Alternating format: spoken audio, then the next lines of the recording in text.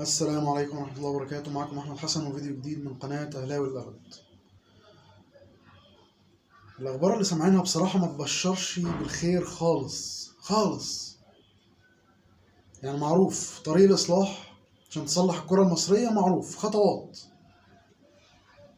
شيل، عزل اتحاد الكرة، استقالة، إقالة بأي شكل. ده لو عندهم دم يستقيلوا، بس هم ما عندهمش دم. دول ما عندهمش أي دم. ده اتحاد السبوبة جاي يعمل سبوبة كده ويمشي، فده مش ماشي، ده قاعد معانا. فيتوريا عنده دم يمشي بعد الانتقادات الرهيبة اللي خدها. أفشل مدرب جه منتخب مصر، أفشل أداء لمنتخب مصر في آخر 20 سنة تابعت فيها كورة، أو آخر 30 سنة تابعت فيها كورة. ده أفشل مدرب لمنتخب مصر. 4 تعادلات عمرها ما حصلت في تاريخ الكرة المصرية، عمرها ما حصلت معانا في أفريقيا. كنت تكسب ماتشين، تتغلب ماتش، تتعادل ماتشين، تكسب ماتش، لكن نتعادل 4 ماتشات وكله ضربات جزاء. يا جدعان يعني ايه ده من بقالنا كام سنه بنلعب ضربات جزاء، بس من ايام كوبر وكيروش. ما دول فاشلين برضه. يعني انا كنت شويه كده ضعفت وقلت لا ده كيروش ده كان كويس لا ده فاشل برضه. ده فاشلين ان هم يوصلونا للدرجه اللي احنا فيها دي. دول فاشلين. ايه يعني وصلنا للنهائي؟ ما هي متساويه في الاخر. يعني اللي خرج من دوري المجموعات زي اللي وصل للنهائي وما كسبش النهائي. هي ملهاش اي لازمه. ايه لعبنا عدد ماتشات زياده، بدل ما نلعب 3 ماتشات ولا 4 ماتشات لعبنا 7. ملهاش لازمه برضه، ملهاش لازمه والله. في الاخر ما خدتش البطوله، في الاخر اتضربنا على قفانا زي المره دي وطلعنا. فهم برضه كانوا مدربين ما لهمش لازمه. اختيارات مش طبيعيه. من الاول قلنا اختيارات كلها غلط. محمد حمدي ده افشل باك شمال شفته في حياتي، فاشل. الحمد لله ان بيراميدز رايحتنا منه وجددت له.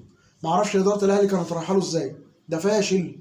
ده اصغر عيل بيلعب في الناشئين احسن منه. محمد اشرف اللي كان عندنا في الاهلي ده، العيل الصغير احسن منه.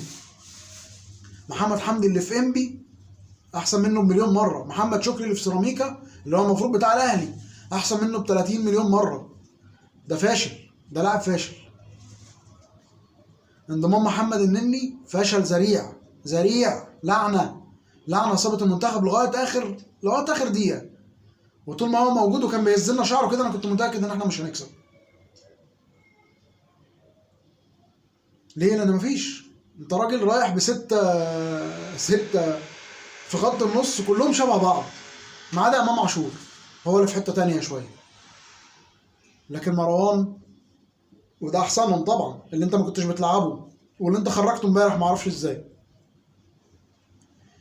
محمود حماده اللي ما بيلعبش بقاله 6 شهور. مهند لاشين برضه اللي ما بيلعبش مع بيراميدز، واللي انت خدته بالصدفه بعد اصابه احمد نبيل كوكا. حمدي فتحي اللي مستواه ما بقاش زي الاول. يمكن امبارح لعب، يمكن احسن ماتش لحمدي فتحي امبارح، والتاكلينج عمل كام تاكلينج وخرج كذا كره من بره من جوه المنطقه. يمكن رجع شويه حمدي فتحي، بس بعد ايه؟ فهو الوحيد اللي كان فيهم في تغيير امام عاشور. لما ما لعبش الدنيا باظت، ولما ما لعبتوش برضه في اول ماتش الدنيا كانت بايظه ما شاء الله عليك. يعني فانت مدرب فاشل بكل المقاييس. مكمل معانا ل 2026 ليه؟ يعني هاي الحاجه الوحيده اللي بتبسطنا في مصر اصلا دلوقتي هي المنتخب والكوره. فخلاص بقى احنا نركز الفتره الجايه مع النادي الاهلي، والمنتخب ده ننساه خالص لمده 2 كمان، لغايه ما فيتوريا يوصل يخرجنا من تصفيات كاس العالم وما نوصلش كاس العالم، ولغايه ما يفشل في كاس الامم اللي جاي في 2026 برضه. خلاص على كده يبقى ريحنا دماغنا. انا عن نفسي مش هشجع المنتخب طول ما الاشكال الزباله دي موجوده، سواء اتحاد الكره بالكامل او فيتوريا على راس الجهاز الفني. انا مش هشجع المنتخب تاني، انا هشجع اي فريق يلعب المنتخب. فين يعني؟ يا ريت بقى تدخل رئاسي زي ما الرئاسه تدخلت قبل كده واقالت كيروش وعينوا حسام البدري وإيهاب جلال والكلام ده، قال لك مش فارقه كتير. فيا ريت بقى يعني تتدخلوا المره دي. يعني يا ريت يبقى في خطوه كده ايجابيه وحد يتدخل. ويا ريت مع الاقالات بالمره تقيلوا وزير الشباب والرياضه، لانه ملوش لازمه برضه، ما يفهمش فيها. هاتوا لنا حد فاهم. يعني عايزين وزير رياضه فاهم كوره، تخصصه كوره.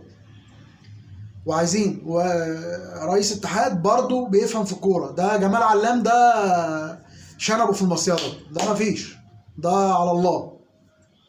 ده بركات هو اللي معاه كلهم. حازم امام وبركات طلعوا كلهم مقلب. كله تعبان. حازم امام ده اللي جاب فيتوريا، الله يسامحه، والله العظيم الله يسامحه. بس احنا زي ما قلنا هي سبوبه في الاخر، يعني بيقسموا اللقمه مع بعض. فهم جايبين مدرب فاشل لمنتخب مصر عشان يعرفوا يقسموا معاه. لكن لو راحوا جابوا مثلا هارفي رينارد اللي هو الفرنسي ده اللي كان بيدرب المغرب قبل كده، كان بيدرب السعوديه، يقدروا يجيبوه؟ لا طبعا، ده مدرب تقيل، ما يقدروش يقسموا معاه. يوم ما يقولوا 200,000 دولار في الشهر خلاص هيدفعوا له زي الجزم.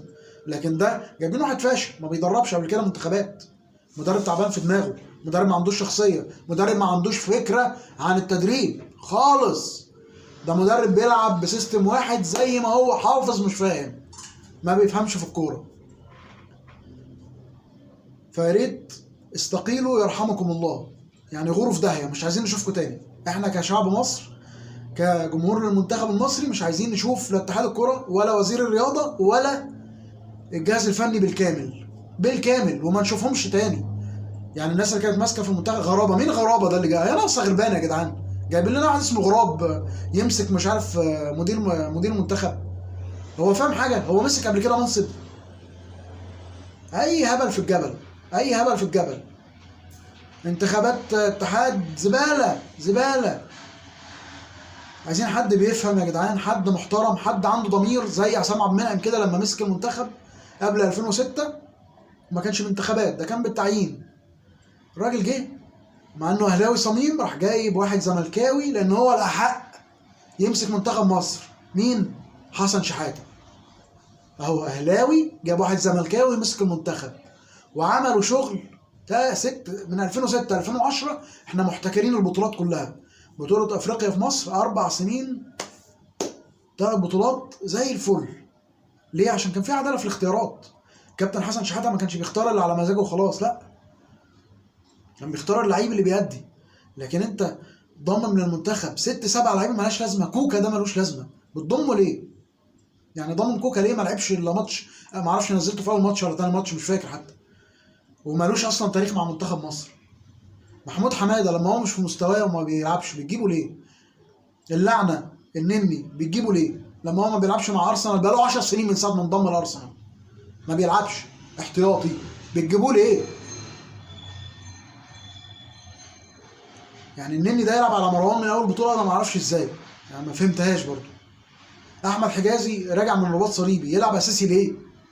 محمد حمدي ده اصلا اتاخد ليه؟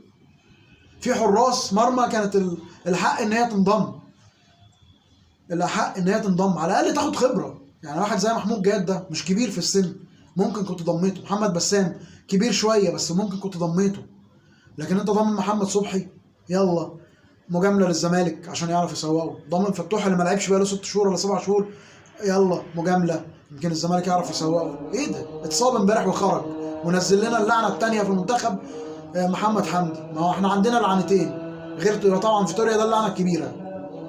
عندنا النني اللعنه الاولى، وعندنا محمد حمدي ده اللعنه الثانيه. حاجه في منتهى يعني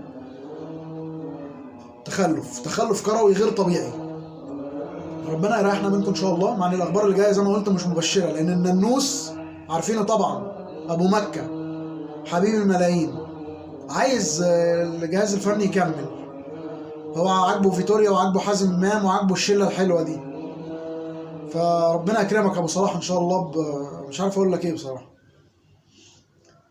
فما كرهناش فيك يا صلاح، وما كرهناش في الكوره اللي احنا حبيناها عشانك. ارحمنا يا اخي انت كمان، يعني ما تبقاش انت والاشكال الضاله اللي في مصر دي علينا، سواء اتحاد ولا جهاز فني. فارحمونا شويه، ارحموا جمهور مصر يرحمكم الله. السلام عليكم.